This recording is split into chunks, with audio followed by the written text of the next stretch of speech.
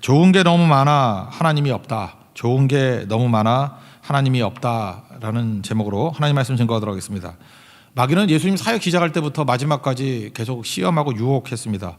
첫 번째 세 가지 시험 아시죠? 마지막까지 유혹하고 있습니다. 그러니까 우리가 사명 이루기 위해서 살아갈 때 마귀의 유혹이 있다는 거 반드시 명심해야 됩니다. 그냥 완전히 우리를 장악하는 것은 마귀가 우리를 종노릇하게 만드는 거예요. 자기 종 만들어 버리는 거고, 그게 불가능하면 가짜 신앙 집어넣고 무력한 신앙 만들어 가지고 이게 망치게 만드는 거, 이게 두 가지 한다는 것입니다. 예수님 지금 십자가 지시는 사역이거든요. 이제 예루살렘 향해서 올라가는 마지막 장면입니다. 마지막까지 시험하잖아요. 종로를 사든지 아니면은 망치든지. 그 내용을 한번 살펴보겠습니다. 첫 번째 내용은 1절부터 12절까지 내용인데, 마귀는요 시험하는 자라는 것입니다. 그래서 심지어 말씀조차도 시험의 도구로 삼게 만드는 게 마귀의 유혹이라는 거예요. 우리 하나님 말씀을 왜 주셨습니까? 살리자고. 말씀이 나를 살려야 되고 말씀을 통해서 다른 사람을 살려야 될 거 아니에요. 근데 말씀은 살리는 도구로 써야 되는데 말씀조차도 죽이는 도구, 시험하는 도구로 쓰더라. 이게 마귀입니다. 그래서 우리 신앙인 가운데도 어떤 사람은 분명히 말씀을 들고 나와요. 근데 우리는 딱 알잖아요. 한번 점검을 해봐야 된다니까요. 저기 죽이려 그러나 살리려 그러나. 죽이려고 나오는 것은 마귀로부터 온 거고, 저게 함정 파는 건가 아닌가. 함정 파는 거라 그러면, 말씀을 통해서 넘어지게 만든다 그러면 그게 마귀라는 것입니다. 시험하는 자가 된다라는 거예요. 그래서 오늘 속지 말하는 거죠.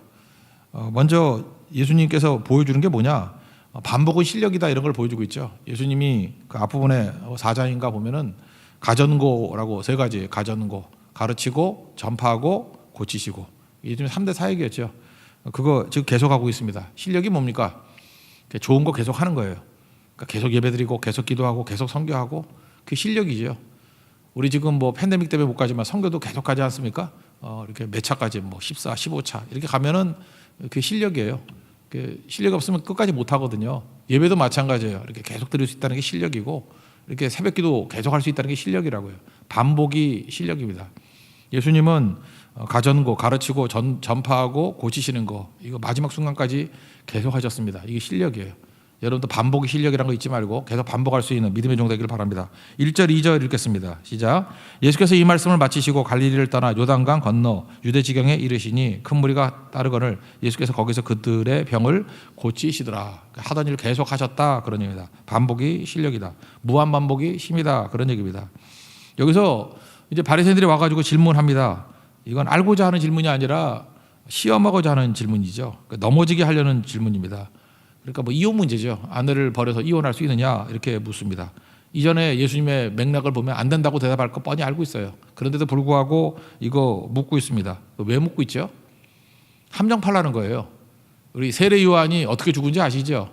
그 북쪽에 헤롯 안디바라고, 성경 헤롯이라만 나오는데 헤롯의 아들 중에 헤롯 안디바라고 있었습니다. 동생이 빌립이거든요.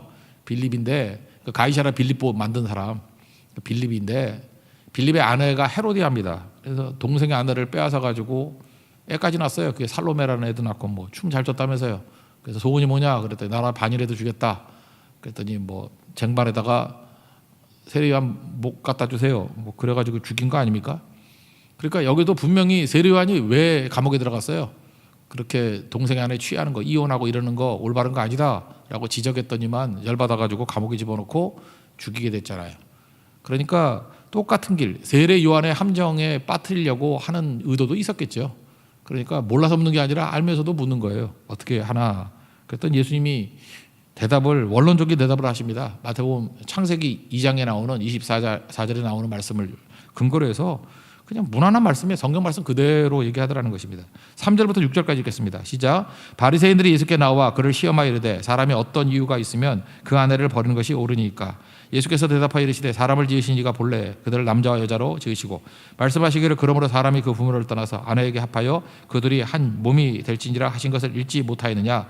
그런즉 이제 둘이 아니요 한 몸이니 그러므로 하나님이 짝지어 주신 것을 사람이 나누지 못할지니라 하시니. 뭐 무난하죠. 우리도 마찬가지입니다. 시험이 오면 그냥 하나님 말씀 그대로 증거하면 됩니다. 그래서 무난했어요. 근데 이제는 한 번 더 넘어가서 신명기 24장 1절에 나오는 모세의 율법 얘기를 하는 거예요.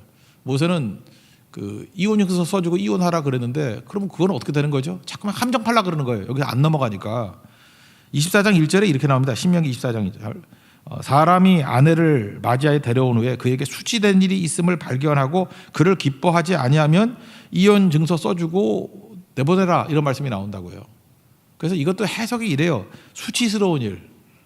그러니까 남자가 이걸 해석을 이렇게 했어요. 수치스러운 일이 이게 뭐예요? 음행이거든요. 음행인데 이걸 갖다가 이제 확대 해석한 거예요. 뭐 이렇게 샴마이파하고 힐레파하고 있었는데 하나는 이렇게 문자 그대로, 하나는 확대 해석하고 하는 파들이 있었어요. 근데 이 수치스러운 일을 갖다가 예수님 당시에는 힐렐이 이렇게 굉장히 판을 쳤거든요. 확대 해석을 한 거예요. 그래서 남자가 결정하는 거야. 수치스러운 일을, 음행 말고도. 그러니까 그 기록에 의하면은 아내가 요리를 못해. 요리를 못해서 수치스러워. 그래서 쫓아냈다는 거예요. 진짜 있었던 일이에요. 그다음에 우리 아내가 너무 못생겼어. 수치스러워. 그래서 나가라 그러고. 그럼 안 될 게 뭐가 있어요? 다 되는 거죠. 그러니까 이런 식으로 하는 게 말이 되느냐. 그래서 당시 논쟁이 벌어지는 걸 가지고 논쟁의 가운데 끌어들이는 거예요. 어떻게 될지 모르지만 이거 갖고 또 빌미 삼을 수 있을 것 같아가지고. 그리고 당시 남자들이 나쁜 놈들이었는데 오히려 그 여자를 이혼증서 써주면 재혼할 수 있었거든요. 근데 이혼증서도 안 써주는 거야. 왜? 사랑도 하지 않으면서 재혼도 못하게. 그러니까 여자 인생 망치게 만드는 거죠. 그런 놈들도 있었다고요. 그래서 이혼증서는 반드시 써주라라고 하는 것들이 그 내용들이었다라는 것입니다. 그러니까 이 말씀을 주신 이유가 뭐예요? 남자들이 나쁜 놈들이었거든요. 여자들의 너무 어려운 상황들이 많았기 때문에. 그래서 하나님께서 약한 여자들을 보호하기 위해서 주신 말씀이에요. 그죠? 이거 함부로 대하지 말고 그 여자들의 권리를 지킬 수 있는 이 마지노선이다. 그래서 예수님이 뭐라고 말씀하시느냐? 니네들의 마음이 완악해서 그런 거라고. 이런 거 있었죠. 문자 그대로 보면 안 되고 하나님께서 너무 악한 놈들이기 때문에 인간이 제한을 두는 거예요. 예를 들어서 동형보호법. 이에는 이, 눈에는 눈 이러는데 아니 이 하나 뽑혔다고 하나 뽑는 사람이 있어요. 이 하나가 뽑히면 이를 다 털어버리지. 그러니까 인간은 과도하게 보복한다고요. 그러니까 인간의 그런 무제한적인 보복을 제어하는 거죠. 그래서 적어도 동형보호법까지만 가라. 왜 그렇죠? 인간이 악하기 때문에. 그래서 어떤 중간적인 메시지라고요. 보복하라는 얘기가 아니고 될 수 있으면 보복하지 말아야 되고 보복하더라도 절제해야 된다. 네 마음껏 막 하면 안 된다. 그 얘기를 지금 하고 있는 것입니다. 똑같은 거죠.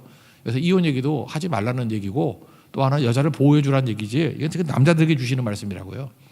그런데 이렇게 악용하는 것이 말이 되느냐라고 하면서 예수님이 지금 본질을 말씀하고 있다는 것입니다. 근데 바리새인들은 어때요? 말씀 가지고 지금 이거 알고 싶은 것도 아니에요. 자기들 다 알아요. 함정 팔라고. 이렇게 해서 함정에 안 빠지니까 또 이런 함정 팔라고. 전부 다 창세기 말씀 또 뭐 신명기 24장 말씀 가지고 함정 팔려고 그러더라는 거예요. 7절부터 9절까지 읽겠습니다. 시작. 여짜오되 그러면 어찌하여 모세는 이혼증서를 주어서 버리라 명하였나이까? 예수께서 이르시되 모세가 너희 마음의 완악함 때문에 아내 버림을 허락하였거니와 본래는 그렇지 아니하니라. 내가 너희에게 말하노니 누구든지 음행한 이후에 아내를 버리고 다른 데 장가드는 자는 간음함이니라. 그러니까 내용은 뭐예요? 말씀 가지고 시험 들게 만드는 도구 삼지 말라는 것입니다. 이게 되게 중요해요. 우리 가운데 뭐 좀 머리 좀 돌고 똑똑하다 그러는 사람들 말씀 많이 알잖아요. 아는 거 가지고 자꾸 누구를 죽이려 그래. 아는 거 가지고 함정 팔라 그러고. 그거는 똑똑한 게 아니라 악함이다. 성경은 그렇게 말하고 있다는 것입니다. 왜 자꾸만 그럴까요? 자기의 목적을 이루기 위해서. 자기가 뭘 얻고자 하는 목적이 있거든. 그걸 얻기 위해서 함정 파가지고 말씀으로 이렇게 시험 들게 만든다는 것입니다. 이건 뭐 남 얘기가 아니죠. 뭐 저 같은 목사 이거 제일 많이 있을 수 있는 것 중에 하나죠. 알고 있는 말씀을 가지고 또 공격하거나 그러면 그거 하나님 앞에 진짜 천벌을 받는 거죠. 예. 하나님 앞에서 제일 먼저 가져야 될 것들이 뭐냐면 살리는 도구로 사용하게 주옵소서. 반드시 그게 있어야 된다는 것입니다. 제자들이 또 오버하네요. 그 뭐라 그랬지? 제자들은 가만히 있으면 되는데 그러면 그렇게 뭐 이혼하는 게 힘들면은 아예 결혼을 안 해야지요. 그럼 이혼 안 하라고 결혼도 안 하냐? 그럼 그런 얘기죠. 그게 좀 멍청한 녀석들이에요. 그러니까 이 제자들이 참 순진도 한데 정신이 없는 거죠. 그러니까 이런 것들을 제어하는 거예요. 결혼 안 하는 것을 이렇게 그러니까 긁어부스러 만들지 말자 뭐 이런 식으로 결혼 안 할 거야 이런 것도 있고 극단이죠. 또 하나는 이것을 일종의 영적 자부심으로 삼는 거죠. 결혼도 안 하고 살면은 더 경건해 보이는 거 아니냐 뭐 이런 식의 얘기들. 근데 독신은 은사거든요. 하나님께 은사 주신 사람은 그렇게 사는 건데 그 아닌 사람들은 더 많은 문제가 있는지 억지로 하면 안 되는 거라는 거예요. 그래서 이런 것들을 얘기하죠. 독신으로서도 잘 산 사람이 있어요. 초대 교부 가운데 오리겐. 초대 교부의 책들 가운데 3분의 1이 오리겐 책이거든요. 뭐 물거 보면 때려 맞추면 돼. 뭘 보다가 오리겐 그럼 거의 맞아요. 이유가 뭐냐면 독신으로 살았거든요. 그랬더니 이거 감명받아가지고 뭐 수녀 같은 사람들이겠죠. 여자분들이 뭐 한 500명인가 몰려들었어요. 몰려들어가지고 오리겐이 책 하나를 쓰면은 옛날에 인쇄술이 없었으니까 100개 쓰는 거 아니에요. 그러니까 500명이 100개 쓰니 뭐 얼마나 책이 많이 나오겠어, 그죠? 그래서 생산량이 엄청났어요. 그다음에 그 옆에는 뭐 결혼한 사람이 있으니까 네가 써. 그래서 안 도와주고. 그래서 오리겐 책이 되게 많은 거예요. 남아 있는 책 가운데 3분의 1 정도가 오리겐 책이에요. 그러니까 오리겐은 책도 많이 쓰고 많이 남아 있고 엄청나게 많은 사역을 했고, 그래서 제가 볼 때 교리 가운데 오리겐은 하나님 앞에 잘 쓰임 받았던 독신이었다 이런 생각을 갖습니다. 최근 들어서는 얼마 전에 돌아가셨던 존 스타트 목사님, 영국의 존 스토트 목사님, 이분도 이런 얘기를 해요. 내가 만약에 결혼을 했으면은 지금 내가 했던 평생의 일 가운데 3분의 1도 못했을 거라고. 그러니까 이분은 뭐 제가 봐도 그래요. 독신으로 잘해서 굉장히 많은 책들을 쓰고 또 유익도 줬던 것 같습니다. 뭐 이런 거죠. 근데 이걸 일반화시키면 안 된다는 거예요. 이거 은사의 측면이지, 그러므로 우리도 이렇게 하자 어떤 모델로 삼는 것은 아니다. 성경은 그렇게 얘기하고 있습니다. 그러니까 이런 거 가지고 너무 자부심 갖고 영적 자부심 갖고 잘난 척하고 이럴 것도 아니고, 결국은 이것 때문에 누구를 시험에 들게 만드는 거 하면 안 된다는 거예요. 내가 뭐 잘하는 거 하나를 가지고 딴 사람 못하는 걸 공격해서는 안 된다는 거죠. 말씀도 그렇고 뭐도 그렇고 다 살리는 종이 돼야지 시험에 들게 만드는 종 되지 않도록 내가 살리는 도구로 쓰임받기를 원합니다. 그 기도가 있는 하나님 종 되기를 바랍니다. 그 제자들 얘기 한번 읽어봅시다. 10절부터 12절까지입니다. 시작. 제자들이 이르되 만일 사람이 아내에게 이같이 할진대 장가들지 않는 것이 좋겠나이다. 예수께서 이르시되 사람마다 이 말을 받지 못하고 오직 타고난 자라야 할지니라. 어머니의 태로부터 된 고자도 있고 사람이 만든 고자도 있고 천국을 위하여 스스로 된 고자도 있도다. 이 말을 받을 만한 자는 받을지어다. 받을 만한 자만 받으면 되는 거죠. 그런 겁니다. 말씀을 살리는 도구로 사용하게 하여 주옵소서. 마귀는 시험하는 자인데 말씀까지도 시험의 도구로 쓰려고 하는 것이 마귀의 유혹이다. 조심하자 이런 겁니다. 그리고 또 한 가지는 이제 두 번째 내용인데, 하나님 대신에 좋은 것으로 채우고자 하는 유혹이 있다라는 거예요. 그러니까 마귀가 우리를 넘어뜨린 가운데 가짜 신앙, 유사 신앙 만드는 것 중에 하나가 뭐냐면은 이거예요. 그 좋은 것 가지고 진짜를 대체시켜 버리는 거예요. 제가 지금 부제로 썼죠. Good or God이라고 되어 있는데 이게 존 비비어라는 사람이 쓴 책 제목이에요. Good or God. 그러니까 좋은 거냐 하나님이냐 뭐 이런 거죠. 좋은 것이냐 하나님이냐. 그래서 뭐 감이 오죠. 하나님으로 채워야 되거든요. 하나님으로 채워야 되는데 하나님으로 채우지 않고 뭐로 채우냐? 좋은 것으로 채워. 갓으로 채워야 되는데 굿으로 채워. 이게 말장난인데 갓이 아니라 굿으로 채운다고. 그러니까 문제가 되는 거죠. 하나님 말씀으로 채워야 되는데 말씀으로 채우지 않냐고 그냥 좋은 거, 뭐 선행, 구제, 뭐 율법, 뭐 착하게 사는 거, 뭐 그럼 좋잖아요, 그죠? 나이스하고 이미지 좋고 이런 거, 그게 굿이거든요, 굿. 이걸 선악과잖아요. 선악과는 굿이죠. 선악과에 대한 묘사가 뭐였어요? 하와이 묘사, 창세기 3장 6절. 먹음직도 하고 보암직도 하고 지혜롭게 할 만큼 탐스럽기도 한 거라고. 그게 굿이죠, 굿. 참 보기 좋다. 굿이에요, 굿. 굿이 뭐를 대체했죠? 하나님을 대체하잖아요. 하나님으로 채워야 될 인생이 보기 좋은 것 같은 것들로 채워버리죠. 어제도 창세기 36장을 살폈지만 에서의 문제가 뭐예요? 에서 문제 없다니까요. 겉으로 볼 때 다 나이스한 사람이에요. 그죠? 이렇게 관대하기도 하고 성품도 괜찮고 뭐 호탕하고 남성답고 개방성도 있고 다 좋아요. 다 굿이야, 굿. 너무 좋아요. 굿맨이야, 굿맨. 너무 좋은 사람이에요. 근데 뭐가 없어요? 믿음이 없어. 하나님이 없어. 그러니까 굿과 갓 할 때 딱 맞는 얘기죠. 에서가 굿을 추구한 사람이에요. 누가 보면 16장에 나오는 부자와 나서로 볼 때 부자도 그냥 굿이죠. 좋은 사람 아니에요. 부자였고 유복하게 살았고 잔치하고 좋은 옷도 입고, 그럼 좋다 그러지 않아요? 저 사람 참 잘 사네, 좋네, 굿이네. 근데 뭐가 없어요? 갓이 없어요. 갓. 하나님 말씀이 없어. 섬김이 없어요. 뭐 그 문 앞에 있는 개가 헌대를 핥고 있는 나사로에 대한 동정 이런 것도 없어요. 관심도 없고. 이렇게 만들어 버린다는 거예요. 그죠? 그러니까 이게 위험한 거죠. 이게 유혹이라는 것입니다. 여러분들 지금도 보면 그냥 나이스하게 사는 거예요. 좋은 인생이에요. good life, very good life예요. 그냥 멋진 삶, 아름다운 삶, 좋은 삶. 근데 그 안에 신앙이 없어요. 믿음이 결부되지 않아요. 믿음과 이렇게 연관되어 있지 않아요. 하나님과 연관되어 있지 않아요. 그럼 망하는 거죠. 여기 지금 앞부분에 그 어린 아이들하고 뒷부분에 부자 청년하고 이렇게 대비시키잖아요. 어린아이 특징이 뭐죠? 아무것도 없어요. 어린아이 앞에도 나왔었잖아요. 어린아이의 의존성이라고, 의지하는 거라고. 하나님만 의지하고 아버지만 의지하고 어머니만 의지하고, 그 자기 힘으로 안 되잖아요. 그러니까 아이는 부분적으로 섬기는 게 아니에요. 전부 의탁하는 거예요. 전부. 아이야 엄마밖에 없죠. 아이야 아빠밖에 없죠. 부모밖에 없죠. 어디 의지하겠어요. 그러니까 아이같이 은혜만을 추구하는 종이 돼야 된다. 이 얘기를 하거든요. 부자 청년 어때요? 자기 삶의 모든 것을 좋은 곳으로 다 채웠어. 좋은 곳으로 다 채워가지고 하나님이 들어갈 자리가 없는 거예요. 말씀이 들어갈 자리가 없는 거예요. 좋은 곳으로 다 채워버려가지고. 그러니까 이게 아니라는 거죠. 이제 전체 구도를 아시겠죠. 예수님이 말씀하시는 거. 그럼 어떻게 되겠죠? 어린아이 같이 돼야 천국 간다고 그러잖아요. 어린아이가 돼야죠. 비워서 주님만 의지원하는 거. 그리고 이 부자 청년이 얘기하는 게 뭐였습니까? 핵심도 얘기해요. 이 부자 청년은 모자란 게 없잖아요. 다 있잖아요. 그 복음서에 세 개가 다 나오거든요. 공간복음에. 부자 있고 청년이고 젊었어요. 그것도 늙은 부자도 아니야. 청년 부자야. 미치겠죠 진짜. 부자인데 청년이야. 거기다 관원이래요. 관원 국회의원이거든요. 20대 때 국회의원 됐는가 봐. 뭐 이렇게 국회의원 됐고. 거기다가 태도도 좋아요. 예수님께 와가지고 엎드려 절했대. 교만함도 없어. 태도도 되게 좋아. 핵심 파악도 무지하게 잘해. 그래서 우리가 무엇을 하야 선함을 얘기를 하고 영생을 얘기해요. 그러니까 쓰잘데기 없는 소리 안 하고 당신은 선한 사람입니다. 선함을 얘기하고 그것도 예수님께서 가르쳐 주시죠. 선함과 영생에 대한 구체적인 얘기. 선함, 인간이 선한 게 어디 있냐? 인간은 다 죄인이다. 그거 가르쳐 주시고요. 말귀를 못 알아듣지만 영생에 관한 것도 그렇죠. 무엇을 해야 돼 영생을 얻겠습니까? 아니라는 거죠. 은혜로 받는 거지. 어린아이 같이 의존하고 달라 그럴 때 은혜로 받는 거지. 값없이 받는 거지. 그렇게 자력구원으로 되는 게 아니다. 공로로 받는 게 아니다. 이렇게 다 시정을 해 주셨다고요. 그거 모를 수 있죠. 그때 예수님 마지막 뭐라 그래요? 그냥 재산 다 팔고 나 따르라. 못 하잖아요. 왜 못 해요? 소유가 영생을 가로막고 있잖아요. 자기 속에 있는 소유가 꽉 차 있어요. 뭐 들어갈 게 없어. 좋은 것으로 꽉 차 있어. 이 사람 나쁜 사람 아니에요. 악질 아니에요.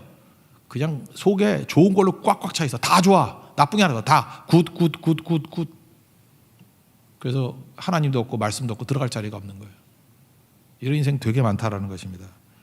그러면 우리에게 주는 거죠. 유사신앙, 가짜신앙의 특징이 뭐냐 하면 교회에서도 믿음 좋아 보인다니까요. 나이스해 보인다니까요. 근데 그 사람을 탁 건들면 믿음이 안 나와. 뭐 이상한 게 나와. 탁 건들면 말씀이 안 나와. 자꾸 이렇게 성질 나오고 뭐 인간적인 뭐 이런 가치들이 나오고. 그때마다 의아하게 여기는 거죠.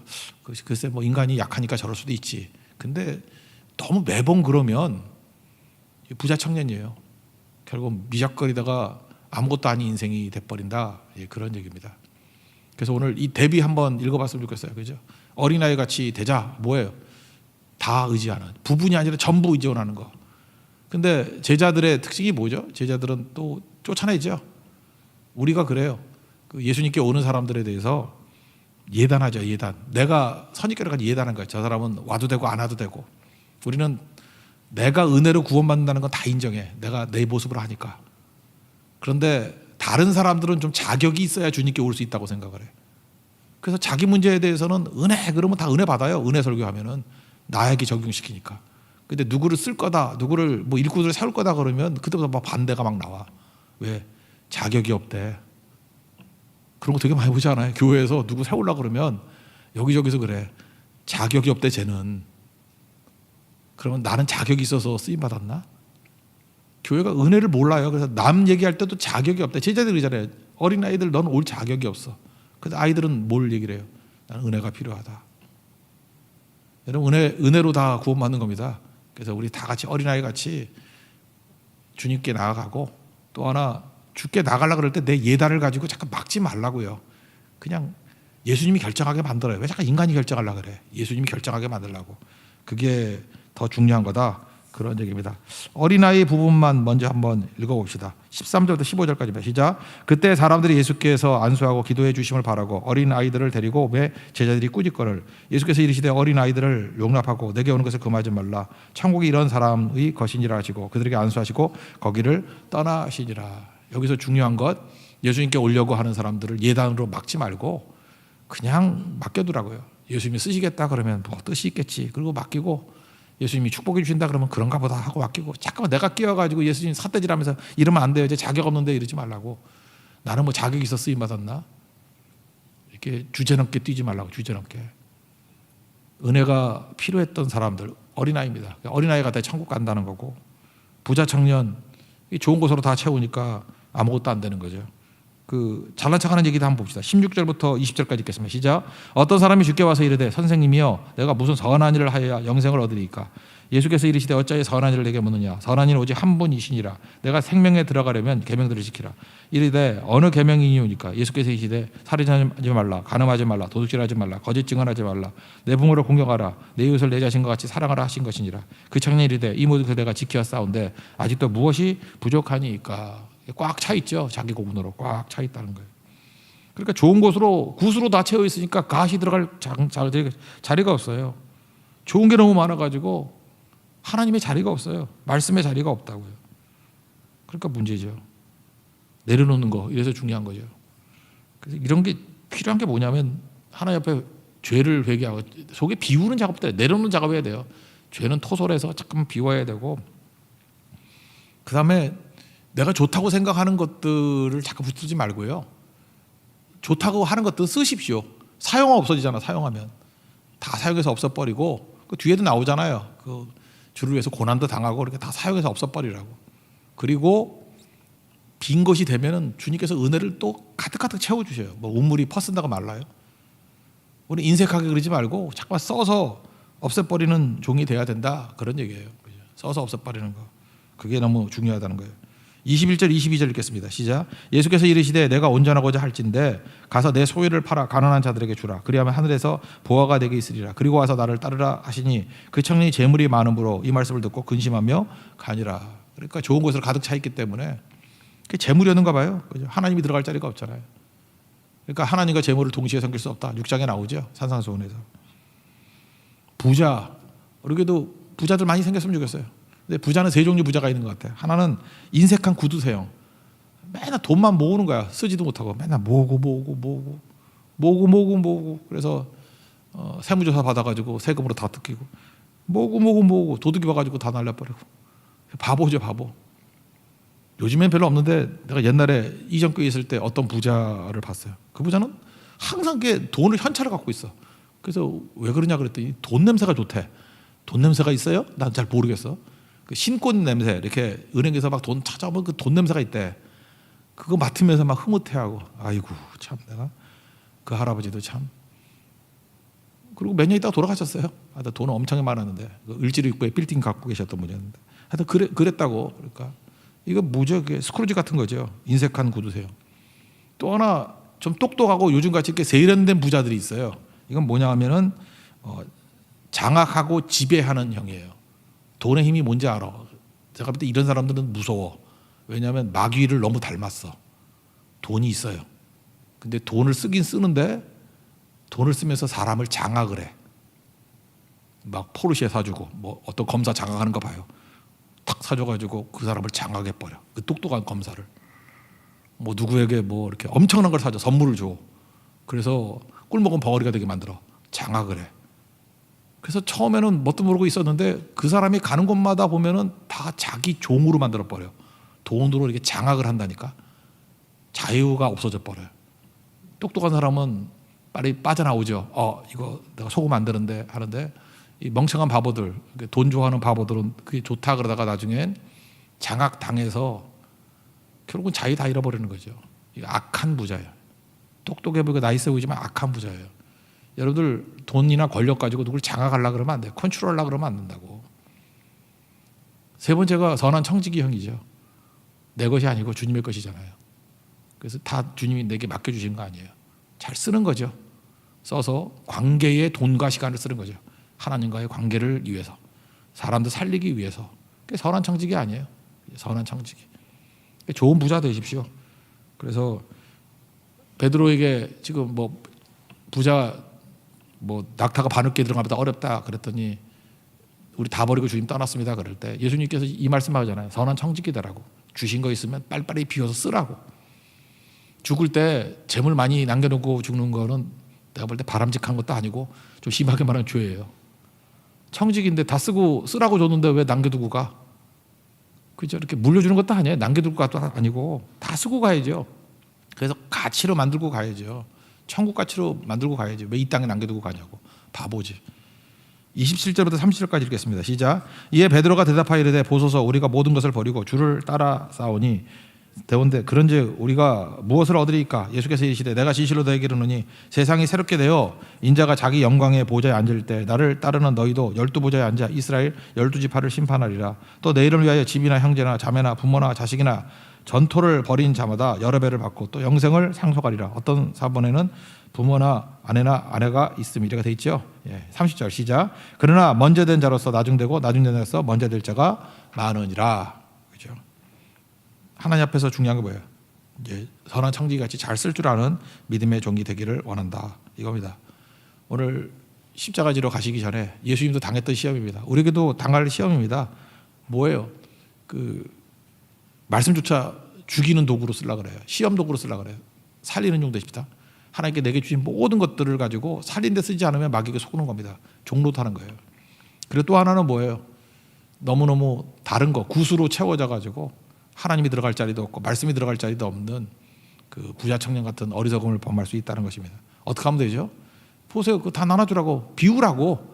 비우는 것 중에 하나가 뭐예요? 그냥 잘 쓰는 거잖아요. 쓰고 활용하고 죄는 비워야 되고 돈은 써야 되고 나눠야 되고 그러면 하나님이 채워주시는 더 큰 것들이 있는 거죠.